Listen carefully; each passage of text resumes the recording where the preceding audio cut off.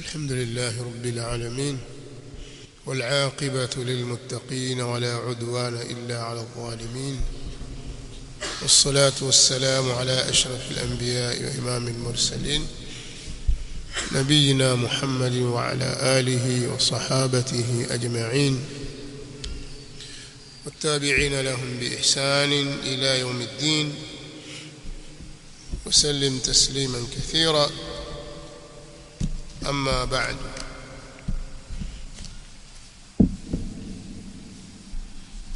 ikiwa leo ni usiku wa tarehe 20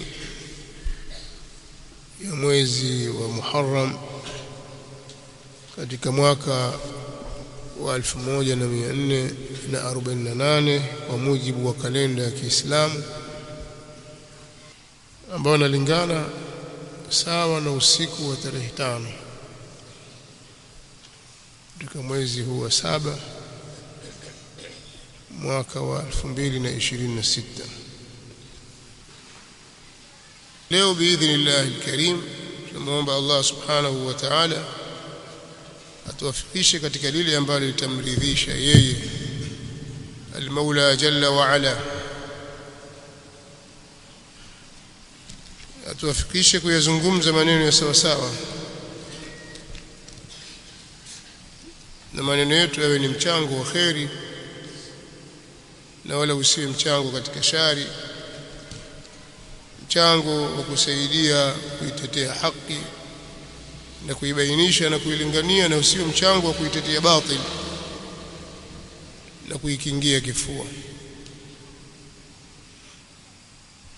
Kwa sababu haya tunayasema kama hivyo yanavyorekodiwa na mitambo hapo ulimwenguni, basi yanarekodiwa kiufundi zaidi na malaika waliopewa kazi ya kufanya hivyo, ambao ni kiraman katibin wa inna alaykum lahafidhin kiraman katibin ya'lamuna ma taf'alun. Kwa hiyo tunayosema yawe ni ya kheri na tuyakute hayo ya kheri katika madaftari ya mema yetu katika siku ambayo la yanfa'u malu wala banun illa man ata Allah biqalbin salim. Kwa hiyo insha Allah tutaingia moja kwa moja kwenye utangulizi, na pengine utangulizi utakaofanya leo na kesho, alafu tukaendelea na maudhui moja kwa moja. Kwanza sisi tunasema kwamba mauaji ya Hussein bin Ali bin Abi Talib radhiyallahu ta'ala anhuma, amridhi Allah amridhia yeye na baba yake Hussein ambaye ni mjukuu wa Mtume sallallahu alayhi wa alihi wasallam, ni moja kati ya mambo maovu yaliyowahi kutokea katika historia ya Uislamu,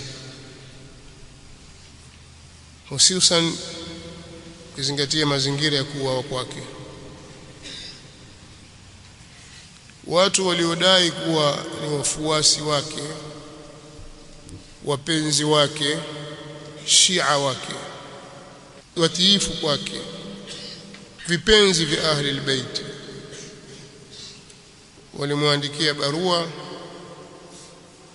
nyingi sana wakimuita aende katika mji wao, atoke huko alikokuwa katika mji wa Makka kwa wakati huo, aende Al-Kufa,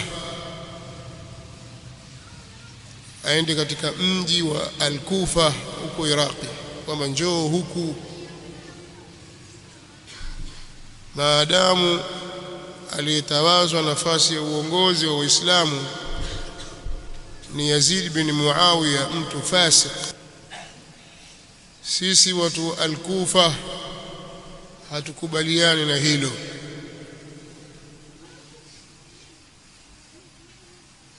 na pia tusikie wewe hukubaliani na jambo hilo, kwa hiyo njoo huku, sisi tutakupa wewe nafasi ututawale, sababu wewe ndio mjukuu wa Mtume sallallahu alaihi wasallam, njoo. barua zilikuwa nyingi kama tutakavyoeleza insha Allah.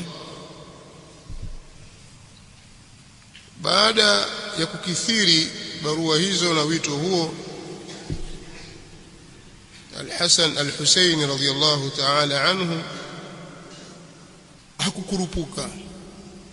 Alimtuma mwakilishi wake, ibn ammi wake Muslim ibn Aqil bin Abi Talib, aende akayahakiki mazingira. Kama hayo yanayosemwa ni kweli, basi yeye atakwenda huko. Baada ya kuyahakiki mazingira, akajiridhisha kwa mazingira ni salama na waliomuita wana nia njema, ndipo alipoamua kutoka katika mji aliokuwa akiishi kwa wakati huo, yeye na wake zake na watoto wake, dada zake na ndugu zake na jamaa na marafiki. Walitoka kwa pamoja kuitikia wito huo kwa jina ambao umeitwa kwa jina la dini. Lakini kwa masikitiko, hao watu waliomuita walimgeuka na wakashirikiana na viongozi madhalim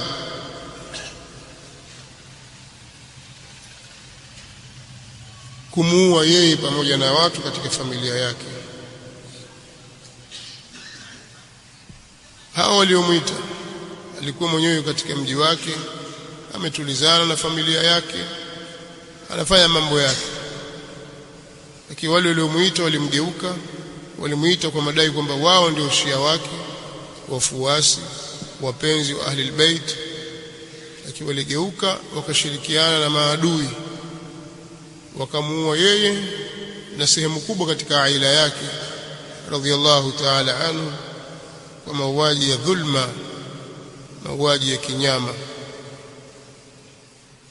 jambo ambalo halitafutika katika ulimwengu wala huko akhira. Haki yake iko imehifadhiwa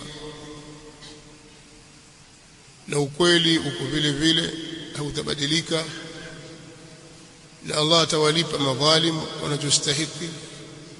Wala tahsabanna Allah ghafilan amma ya'malu adh-dhalimun inma yu'akhiruhum liyawmin tashkhasu fihi al-absar muhti'in muqni'i ru'usihim la yartaddu ilayhim tarfuhum wa af'idatuhum hawa. Sije ukadhania bwana, wala usidhania kwamba Allah subhanahu wa ta'ala ni mwenye kughafilika kwa wanaoyafanya watu madhalim. Kwa hakika Allah subhanahu wa ta'ala anawachelewesha tu, anawaakhirisha kwa ajili ya siku ambayo macho yatakodoka. Katika siku hiyo ya kiyama watakuwa ni wenye kwenda kwa haraka kutoka makaburini, muhti'in, wenye kwenda haraka kutoka makaburini, muqni'i ru'usihim, hali ya kuwa ni wenye kunyanyua juu vichwa vyao, la yartaddu ilayhim tarfuhum, na macho yao hayapepesi, hayagwinyi, wamekodoa macho, hayapepesi kwa mshangao wa yale watakayoyaona na fadhaa kubwa itakayowapata. Wa afidatuhum hawa, na nyoyo zao zitakuwa ni tupu, hazifahamu. Nyoyo zao hazifahamu kitu kwa sababu ya hofu, hazina uwezo kuelewa. Kwa hiyo wasije wakadhani kwamba Allah subhanahu wa ta'ala ameghafirika na yale yaliyofanywa na watu hao, bali Allah haghafiliki na lolote linalofanywa katika ardhi hii. Dhulma yoyote inayofanywa Allah subhanahu wa ta'ala atailipa walau baada hin. Kwa kuwa tukio hili ni tukio la kihistoria, mara nyingi tunasisitiza sisi umakini katika kuyaelezea matukio kama haya, kwa sababu mambo kama haya yameandikwa na mikono mingi sana na watu tofauti tofauti, na kila mmoja akavutia kwenye mrengo wake. Lakini jambo la uandishi wa historia, uandishi wa simulizi za kale za Kiislamu, Waislamu walifanya mipango na mikakati mapema kabisa ya kudhibiti simulizi na riwaya na mapokeo yanayoelezea mambo mbalimbali, mambo ya dini, kwa maana misingi ya dini kama tauhidi na mingineyo, sheria, tabia na maadili, miamala na mambo mbalimbali, historia za watu. Wanazuoni wa Kiislamu waliamka mapema kabisa, wakaweka mipango na mikakati katika udhibiti wa habari, hasa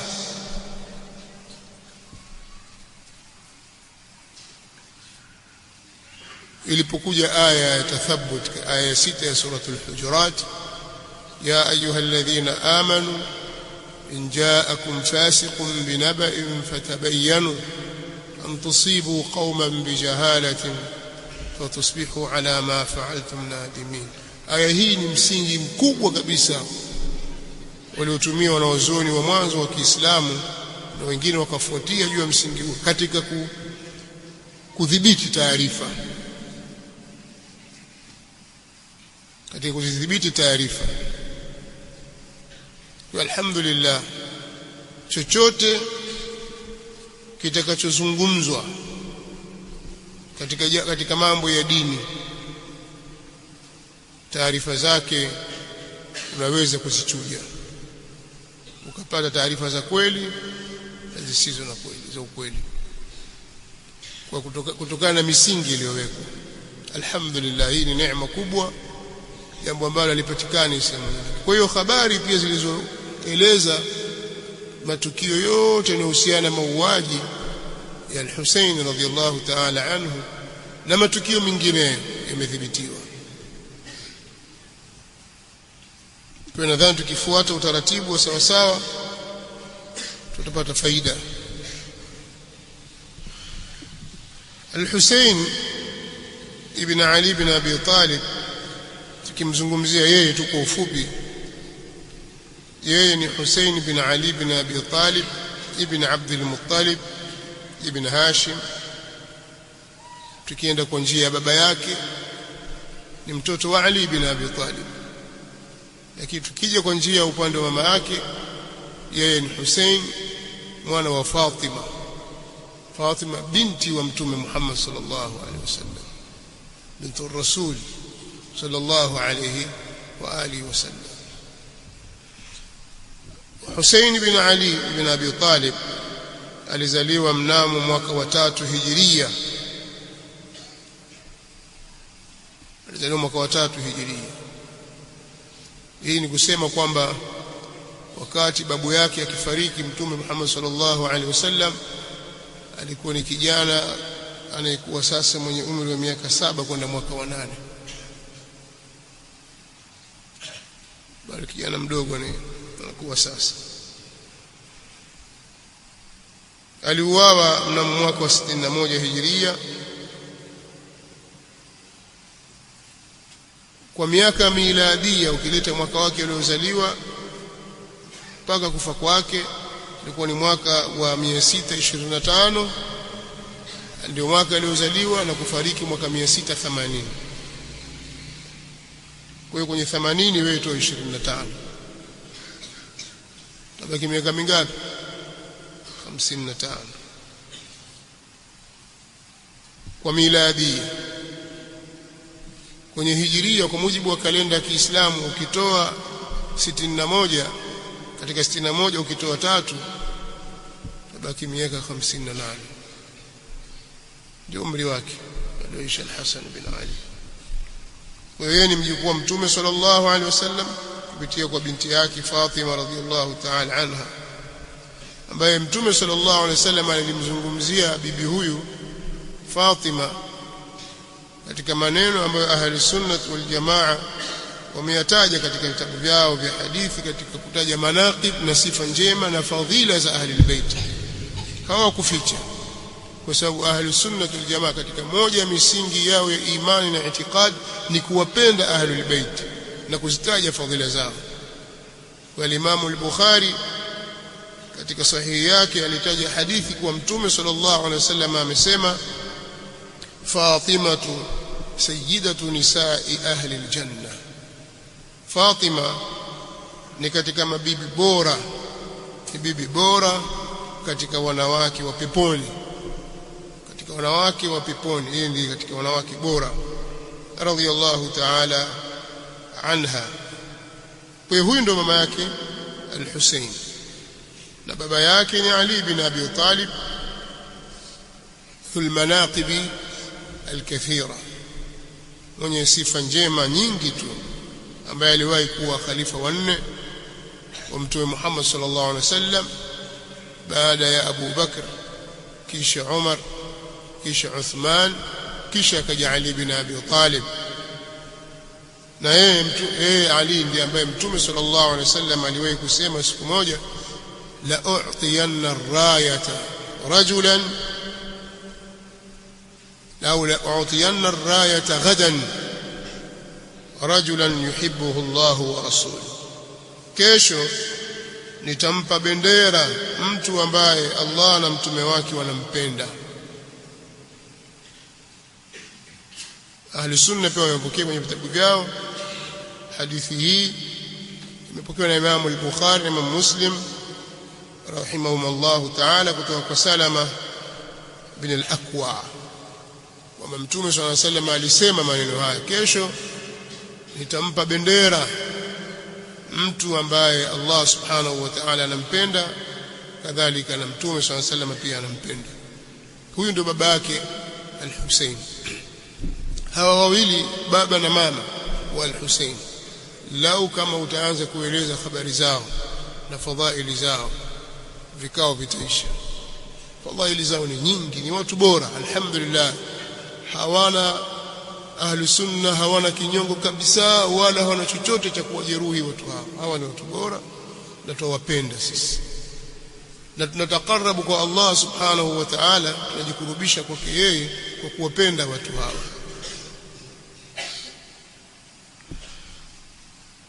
Na al-Hussein radhiyallahu ta'ala anhu ana ndugu zake, kwa mfano kaka yake al-Hasan ambaye ni mkubwa kwake, na dada zake wawili ambao wamezaliwa yeye na baba mmoja mama mmoja, kwa sababu kwa baba na mama wamezaliwa 4, wanaume 2 na wanawake 2. Kwanza al-Hasan, wa pili ndio yeye al-Hussein, wamepishana kiasi cha mwaka na kitu. Na wa kike iko Zainab al-Kubra na kuna Zainab as-Sughra. Zainab wako wawili, huyu as-Sughra ndio anaitwa Kulthum, kunia yake ni Kulthum. Zainab as-Sughra huyu alikuwa ni mke wa Umar ibn al-Khattab radhiyallahu ta'ala anhu arda. Dada yake al-Hussein, mdogo wake wa kike, alikuwa ni mke wa khalifa wa pili Umar ibn al-Khattab radhiyallahu ta'ala anhu wa arda. Hapa pana maneno mengi pia, lakini unaona kwamba namna mafungamano ya karibu ya kifamilia na kijamaa ilikuwa baina ya masahaba wa Mtume sallallahu alaihi wasallam, hasa al-khulafa ar-rashidun na ahlu baiti rasulillah sallallahu alaihi wasallam, kuanzia yeye Mtume mwenyewe sallallahu alaihi wasallam mpaka kufikia kwa familia yake, watu wake wa karibu kama hawa wajukuu wake. Palikuwa na ukaribu wa hali ya juu. Al-Hussein au Ali bin Abi Talib hakusita wakati Umar radhiallahu ta'ala anhu alipokwenda kuposa kwake. Alikwenda kuposa Ali mwenyewe yuko hai. Wakati huo Umar ni khalifa, kashafariki Abu Bakar as-Siddiq, mtume hayupo sallallahu alayhi wasallam, Abu Bakar kashafariki, yuko Umar radhiallahu ta'ala anhu katika utawala wake, akamposa binti wa Ali bin Abi Talib, Kulthum. Kuna mambo mengi kujifunza. Bila shaka Ali bin Abi Talib ilimpitia kwenye akili yake hadithi ya mtume sallallahu alaihi wasallam, idha ataakum man tardawna dinahu wa khuluquhu fazawwijuhu, atakapokujieni mtu ambaye mnairidhia dini yake na tabia zake, mnaridhika na maadili yake, muozesheni. Mimi siamini kwamba Ali bin Abi Talib alikuwa ni mtu aliyekwenda tofauti na mafunzo haya mtume sallallahu alaihi wasallam. Labda alikuwa muoga akamwozesha binti yake kiuoga, au alikuwa na tamaa, au alikuwa na kadha na kadha. La, yeye ni mfuasi mzuri wa mtume Muhammad sallallahu alaihi wasallam, mtu shujaa mwenye ghera na ahli baiti wake, walimwozesha binti yake Umar radhiallahu ta'ala. Ala kulli hal, hawa ni ndugu zake al-Hussein, ndugu zake al-Hussein, Kulthum akiwa ni mmoja wapo, na ndugu zake wengine kwa baba wako wengi, wanafika 27 kwa ujumla wote. Watoto wa Ali bin Abi Talib wanafika 27, akiwemo Muhammad al-Hanafiya na wengineo. Tayib, ukiacha ukoo wake al-Hussein radhiyallahu ta'ala anhu, bila shaka ni mtu bora kabisa, nasabu yake ni nasabu safi kabisa, na nasabu zote zitakatika siku ya kiyama isipokuwa nasabu ya mtume Muhammad sallallahu alaihi wa alihi wasallam. Ukiacha mambo ya nasab, yeye ni sahaba wa mtume sallallahu alaihi wasallam na ni katika ahlul bait. Ahlus sunnah wal jamaa wamepokea hadithi nyingi kuhusu fadhila za al-Hussein radhiyallahu anhu, na miongoni mwa hadithi hizo ni ile hadithi inayomtaja yeye na kaka yake al-Hasan wal-Husayn sayyida shababi ahli al-janna. Al-Hasan na Husayn hawa ni mabwana wa vijana wa watu wa peponi. Hadithi ameitaja al-Imam at-Tirmidhi rahimahullahu ta'ala katika jamii yake kutoka kwa sahaba Abu Sa'id al-Khudri radhiyallahu ta'ala anhu. هذا وقت الأذان.